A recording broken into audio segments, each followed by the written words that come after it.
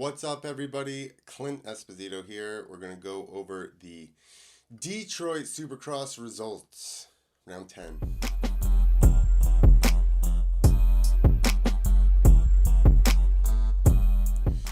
Hello. Last night was a very exciting race, interesting race, heartbreaking race, a little bit.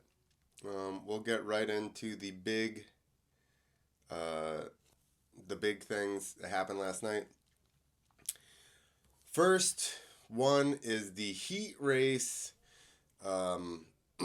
debacle, clash, whatever you want to call it, between teammates Hayden, Danger Boy Deegan, and Jordan Smith. Okay, first off, Jordan is obviously way faster right here. It's like, why? This is heat races, 3 minutes left. Okay, so it's like whatever, 6 minute heat race. Is that what they are?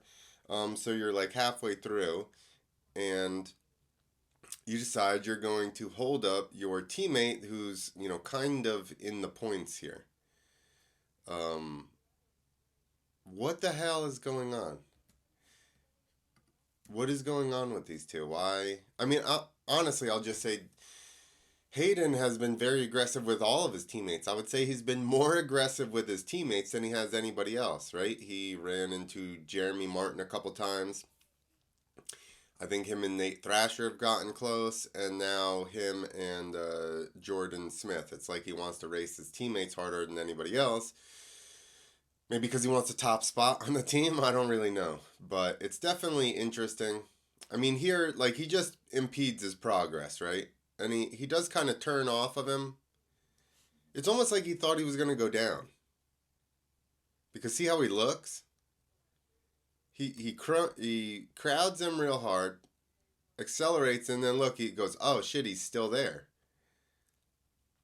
So now in the next one, once again, look how hard he's braking. He's braking so that Jordan is going outside. He's trying to square up underneath him. Hayden can tell that, so he jams on his brakes to stay on the inside. And then Jordan's like, okay, I'll just try and go around the outside. Why didn't Jordan brake harder? Like right here, he looks over and he sees him. He can see he's clearly going to dive inside him. I mean, he's probably already on the brakes as hard as he can. Looks like it. He does let off and go all the way to the outside. Why would you do that? I would have just tried to brake as hard as possible and stay to the inside so he couldn't get back underneath you. I mean, any of this is still like, why is this even going on in a heat race between teammates? So then Hayden obviously,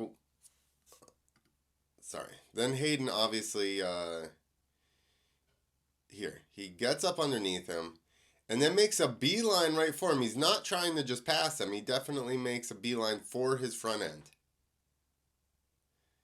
Stands him up.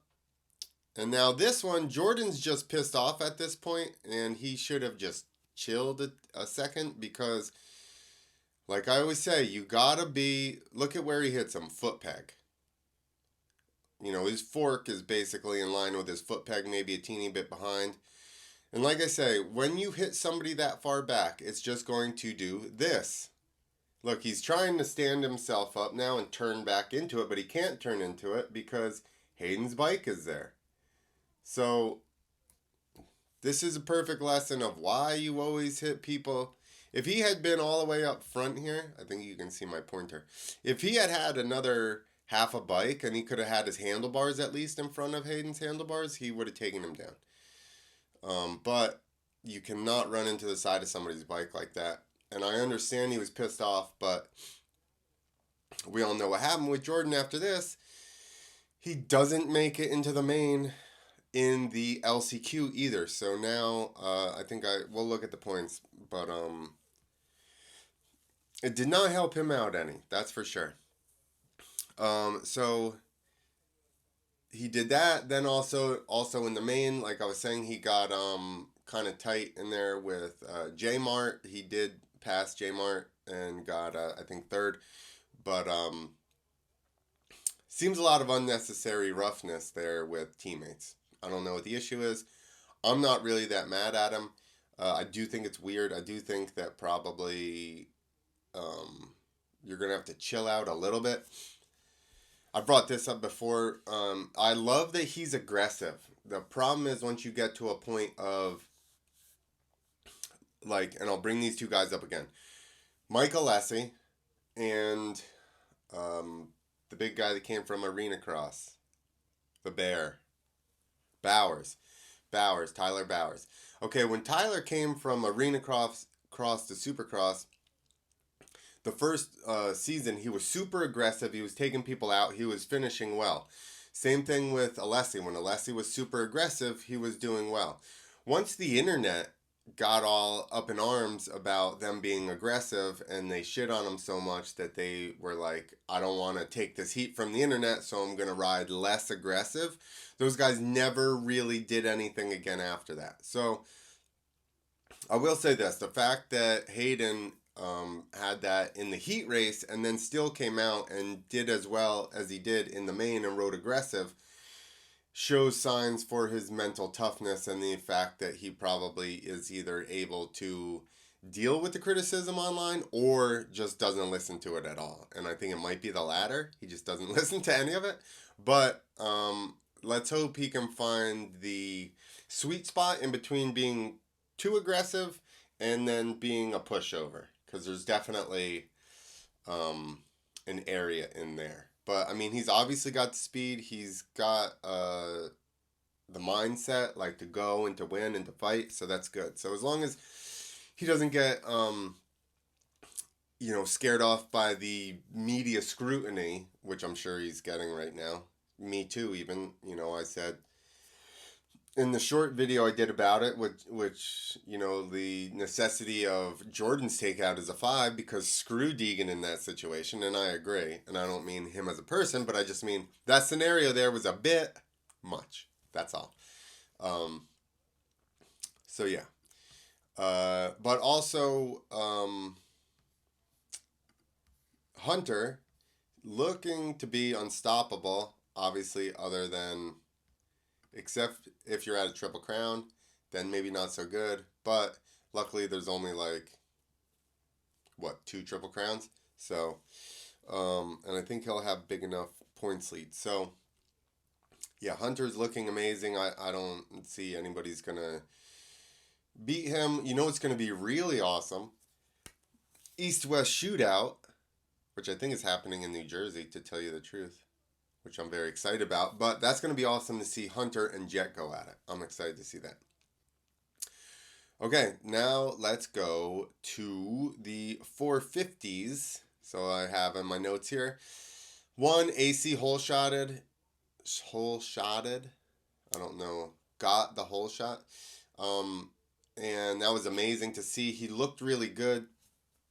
I would say his fitness is probably just lacking at this point because speed-wise, he was awesome. He held those guys up for a while. There was just a freight train coming of basically the people that have been top 5 every single weekend. So understandable that he dropped back there. The other thing is Tomac comes up, passes Webb, and then Webb basically just hitches a ride, stays within striking distance from Eli. I don't know if Eli ended up making a mistake or what, but Cooper challenged him and got back around. And Eli has this issue where I don't remember exactly what race it was, but there was another race where he, maybe it was Chase or somebody, he caught up to him, maybe even been Webb, I don't know, this is a terrible story, but anyway, he caught the leader, he challenged him, and then once they don't roll over and let him by and he can't just pull away, he kind of doesn't have that fight in him. He's not like a Hayden or a Barsha where he's going to throw down no matter what the deal is. So I do feel like push comes to shove, if you start getting into Eli, he's just going to let you go. He's going to let you have it. So that is a little bit of a, chink in the armor there. But, yeah, I mean, he needed to get around Cooper this week and just at least finish in front of him and get the points lead back. But now he's lost a couple more points. We'll have to look at what places they finished, because obviously if it's like first, second, third, you lose more points than you do if it's 3, 4, 4, 5, like that. I've also said this. Sexton was in the perfect position for him, because I think when he gets out front by himself, he over focuses. He like focuses too close in front of him, and that's why he makes the mistakes. Being in second for that long, and actually charging through the pack. So Sexton rode an amazing race. He came from like 8th or something up to second. He passed all the necessary people, and he had something to focus on, which was Plessinger. So he didn't get inside his own head and then make a mistake. And he may have even been just like, I'm going to ride around for second. I mean, although I don't think so, because he was reeling Plessinger in little by little. But I mean, I think Aaron had enough time to not feel the pressure. You know, it's like what I was talking about, Roxon and Barsha deal, where Barsha finally got close enough that Roxon had to change his lines to ride defensively. Sexton was not that close to Aaron to make him actually have to change his lines yet, so I think he could have held it on. I think it was just a momentary lapse of whatever, you know, like he just tried to stand through that rut versus sitting, is what he said in the post-race. Yeah, I don't think that's not a mistake. That's just like, I mean, it is a mistake, but it's not like you get into that stuff and then, I don't know, you think, why not just stand up through it? But everybody was upset about that one, myself included. I'm like, God damn it, what do I have here? Okay, so we're going to go over that very instance right there. We're going to go over Aaron's crash. Here. Okay, so we got it pulled up. He just goes same line he'd been taking, but like I said, he stood up instead of sitting down. I don't know if maybe those people being in front of him, if he's trying to get around them, or what the deal was. I don't know why that would make you stand versus sitting. I don't think that's probably, like I said, I think he just didn't think about it, and it was just like, I don't know, you don't think very much about those little instances until something like this happens. So, yeah, he no-footed knacks it. It was a beautiful no-footed knack. Look at the pop he got out of that thing. He got great pop for such a small jump. That was pretty good. I would have... Listen, I don't think I did no knacks that big ever. That would have been awesome. But then he just lands here and gets the old... He can't do anything because he's like kind of leaned back. So then he gets the old whiskey throttle. And this is the part that hurts. He tries to duck and roll. But the way his butt wasn't high enough that he could actually get himself tucked over. So he just kind of like tucked head first into the friggin' thing. Such a bummer. Let's see if they show another angle. There you go. Sick no knack. Going Indy. Decides to pull it back. Whiskey throttle. And then this is the... Kind of got him in the back of the head there. In any event. Bummer, dude. Such a bummer.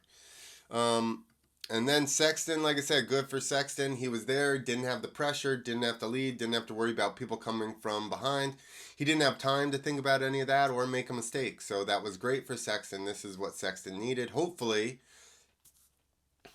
and I said this when he got his first win, but hopefully he just sees how that happened and he chills a little bit. And sometimes you don't need to be the fastest. You just need to be there.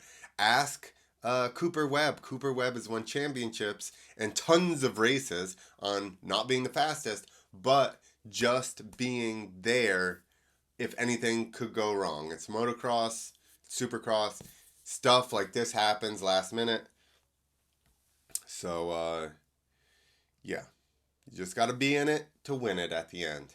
And Sexton plenty of times has put himself in the position and then not won. And I will say this, the only person not upset, like if you saw the podium speech, I should have it pulled up, but if you saw the podium speech of Sexton, Aaron crashes and Sexton's just like the only guy in the building that doesn't feel bad for Aaron, because guess what? He knows what Aaron's feeling at that moment like 7 times.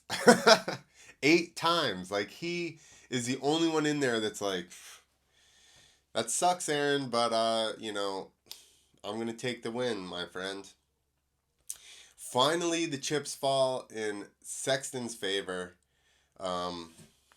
Just happens to be Plessinger, dude. Like, huge bummer. All right, so in the 250, this is points. Okay, this is just the race results. Hunter Lawrence, Nate Thrasher, Hayden Deegan did get the third. Jeremy Martin, they decided not to list that Jeremy Martin is on a Yamaha here for some reason. I don't know why. And Chris Bloss gets a fifth on that Pro Circuit Kawasaki. He's definitely getting used to it, so that's good. And in the 450, like we said, Chase Sexton finally gets his win. Oh, and then it says 19 points because he got docked 7 points for the jumping on a Red Cross flag when Dean Wilson was down. So Chase still gets the win, still helps his confidence, but again, doesn't get full points, doesn't help him, like catch up in the point standings. Still, like, heartbreaker for him. Chase Sexton, Cooper Webb, Eli Tomac, that's good, he got a third. Justin Barcia, Ken Roczen. So it's good that Tomac fought his way back around Justin, but he really needed to get Cooper for the overall point standings and just not to give Cooper too much confidence. Because we know what happens when Cooper gets too much confidence. I wonder if we can find the points real quick so that I don't have to search around. Here we go, standings. All right. Cooper Webb, 225. Eli Tomac, 222. 3 points back. So he lost another 2 points from second to third because he was 1 point behind before. Chase Sexton is now 17 back. He would have been 17 points. He would have been 10 back. So that's almost doubled it. Ken Roczen's 43 points back. Jason Anderson, 45. Barcia Plessinger is in 7th now, 61 points back. And he basically did he not finish? Or did they? He may have been up a lap on some guys, so he still may have the main event starting lineup. Why can't I see the results? That doesn't make any sense. Why? That's really weird. They have the starting lineup, but not the finished positions. Let's just go back to where we were. All right, now let's see what they gave Plessinger. Okay, so where the hell is he on here? Okay, 7th. So he still got 7th. There's an X there. Oh, that's for the whole shot. So he still got 7th. He had lapped far enough up into the field to get 7th, so it's not like a full DNF, which is interesting, right? It's like he did not finish, but he still completed more laps than other people, so they give it to him. That's weird. You would think that it would just be whatever. But anyway, he gets 7th. So, that's good. I mean, I guess at least he didn't get last. But, all right, everybody, that is it. Oh, also, side note, Roczen looks good. he didn't win, obviously. I don't think, I think it's unreasonable for people to think he won one race and now all of a sudden he's going to just like start clicking them off. Coming from where he came from, I think if you had maybe a Cooper Webb that finally found the speed, that's been like 2-3 the whole time, and then all of a sudden he finds extra speed, I think maybe, yeah, he can go on a run and start clicking wins off. But for Roxon to go from where he was a seventh, eighth place person to all of a sudden being, fast enough to contend for leads and being top, five, which is only two positions from seventh or eighth, but whatever, you know what I mean. I think he's going to build and get closer to the front consistently as the year goes on, which is good. So that's my take on Detroit 2023. Oh, also in my preview, I said that I thought that the Detroit dirt was a little softer than it is. Obviously, it's got a hard base. It does break off, and now you get that loose stuff on top. But the base is much softer. I would say probably what I was saying about the whoops and being able to cut lines in will probably pertain more to Seattle, because Seattle's a very like soft black dirt. It kind of ruts out easy, so it will probably break down. Whoops will probably break down. If there's a track where you think Aaron Plessinger may have a shot, it would probably be Seattle, because it gets nice and deep ruts. Having said that, it is weird that a rut bit Plessinger, because normally you're like, he's the rut guy. And even beyond that, it wasn't even a rutty track necessarily. It was more of a hard track. So I would just go out on a limb and say that Aaron is just really good when the tracks are tough, no matter if it's because they're rutty, because it's wet, because it's hard and slick. Those GNCC guys ride courses, like they don't go through and groom the whole course. So they're just riding whatever the dirt is, if it's hard pack, if it's soft, it's ruddy, blah, blah, blah. I think that he's probably just not as blazing fast as those other guys on a clean track. If you have a groomed track, I think that Aaron's not as good as when a groomed tacky track, let's say, versus once the conditions break down and it's slick, it's hard, it's wet, it's ruddy, all of a sudden Aaron is much better at riding those weird surfaces. So let's hope that Seattle, if he could come back after that and then win Seattle, bro, place would friggin' lose its mind. Whether it's Seattle or whatever, let's just hope Aaron gets his win. He better not pull a Guy Cooper and just never have a win in his career. We can't have that. Another fan favorite doesn't win. We don't want that. We want Aaron to get the win. So, all right, guys, leave your comments. Yeah. And please, if you're watching this, if you made this far, please subscribe. Helps me get to where I can monetize this bitch. Make a couple cents. Because I'm not making that much. Anyway, whatever. Check out nanobella.com. Check out herosoapcompany.com. Nanobella, you can get 15% off with the code Clint15. That's for all your aches and pains, swollen joints, precursors, CBD. And Hero Soap Company is a soap made in the United States. And they support veterans. It's owned by veterans. You can get 10% off with the code Clint. Just Clint. All right. I'm out of here. For real.